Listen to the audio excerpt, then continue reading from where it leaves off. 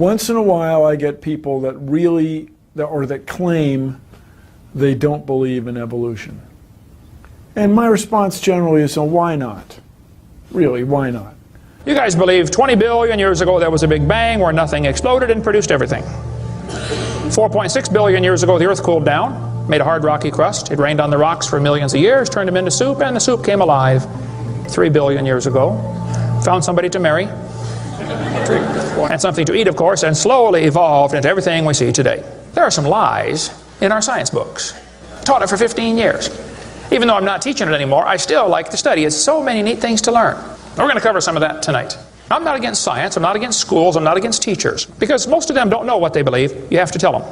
They teach the kids it all started with a Big Bang 20 billion years ago. What exploded?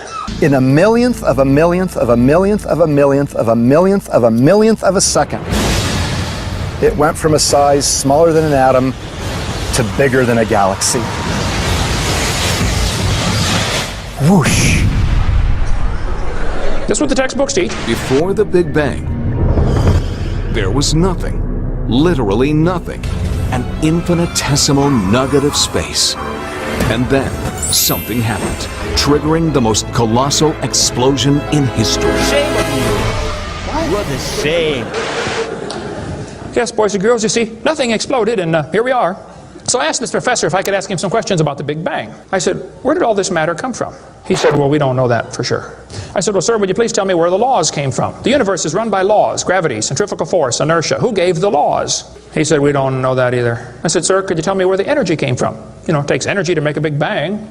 Who bought the gas to run this machine anyway? He said, we don't know that either. I said, sir, could I ask you another question? He said, sure. What else would you like to know? Else? What do you mean else? You haven't told me nothing yet. One professor was getting kind of upset about this time. He said, Mr. Hovind, there are hundreds of varieties of dogs in the world. He said, you mean to tell me that you believe all these dogs came from 2 dogs off a Noah's Ark? You expect me to believe that? I said, sir, would you look at what you're teaching your students? You're teaching your students that all the dogs in the world came from a rock. Charles Darwin was disciplined. I mean, he did these extraordinary experiments, this series of experiments. Then they're going to tell the kids, well, we have evidence for this theory. Charlie Darwin stopped off at these islands right there called the Galapagos Islands. Charlie studied the birds very carefully and said, you know what, I think all these birds had a common ancestor. I bet you're right, Charlie. It was a bird. You see 14 kinds of birds, and you conclude that birds and bananas are related. Here are these ancient dinosaur bones or fossils. They tell the kids they have evidence of evolution from fossils. I don't think so. If you find a fossil in the dirt, all you know is it died. You don't know that it had any kids. And you sure don't know that it had different kids. You bring in a bone to the judge. Judge, I found this bone in the dirt. This is the ancestor of all the humans today. They would laugh at you. You don't know that that's the ancestor of anybody. And why on earth would you think a bone in the dirt can do something animals today cannot do? They'll say, boys and girls, you have 2 bones in your wrist, radius and ulna. And boys and girls, look at the whale's flipper carefully. Did you know the whale has 2 bones in his flipper? And they're called the radius and the ulna? Same as ours. Wow. Who named them, teacher? The whale? Think about it. I'm here to tell my people it's time to stop believing bull just because tell you bull with a straight look on their face. Evolution say people came from monkeys. And the question is, why is there still monkeys? Is these the retarded monkeys? They didn't turn into people just yet. Even Stephen Gould admitted the absence of fossil evidence for intermediary stages is a persistent and nagging problem for evolution. See, what's happened, these guys have looked for missing links in the fossil record. They can't find any, and so they say, well, maybe evolution happened so fast it wasn't preserved. Maybe a reptile laid an egg and a bird hatched out. Well, who did that bird marry? It's just really a hard thing. It's really a hard thing. Your world just becomes fantastically complicated when you don't believe in evolution. What we're finding is that natural selection seems to be an incredibly important factor in generating new species. Natural selection, the key evolutionary mechanism Darwin identified. The bad designs get eaten by the good ones, and so all you have is good ones. Why is there still monkeys? Natural selection doesn't cause any evolution. It makes sure the bad ones don't survive. but it's not going to change it to something else. That's what evolution is.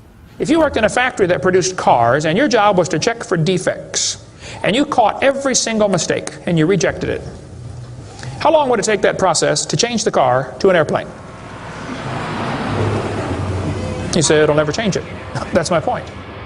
The students are taught we have evidence from development. Darwin considered this by far the strongest single class of evidence. This textbook says the human embryo growing in the mother has gills like a fish. Those little folds of skin are not gills. Those little wrinkles under your chin when you're growing up later develop into bones in the ear and glands in the throat. They never have anything to do with breathing.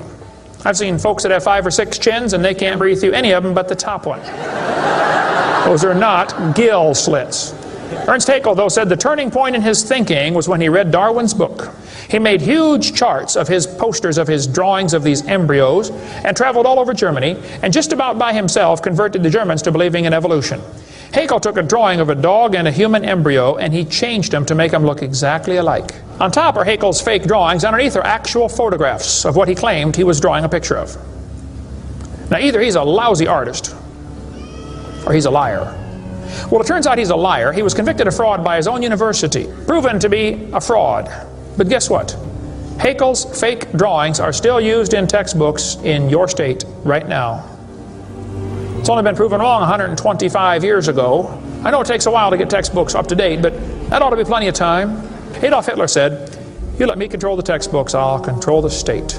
Watch this sentence here carefully. Some kid's doing this for homework tonight. Boys and girls, do you think humans are still evolving? Now what kind of question is that? Doesn't that question assume that evolution has happened? What if a kid doesn't believe in evolution? How's he supposed to do his homework tonight? That question does not teach him how to think critically. That teaches him what to think, not how to think. And when the kid gets done with this course, he's going to think he knows how to think. But he doesn't. He knows how to be told what to think. Brainwashing at taxpayer expense. They want to use my tax dollars to teach that to your kids in our schools. If you want to deny evolution, that's fine. But don't make your kids do it, because we need them.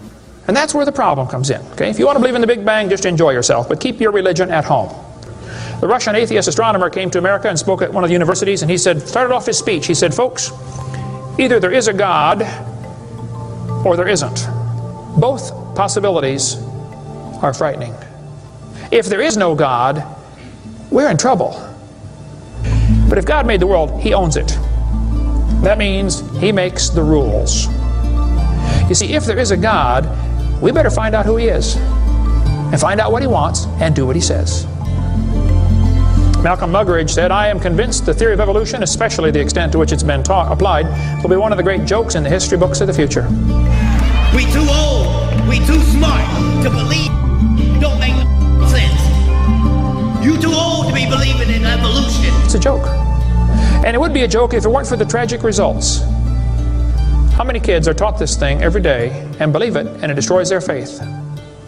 46% of Americans believe in the creationist view. God created humans in the present form at one time in the last 10,000 years. Does that just shock you that so many people still think that?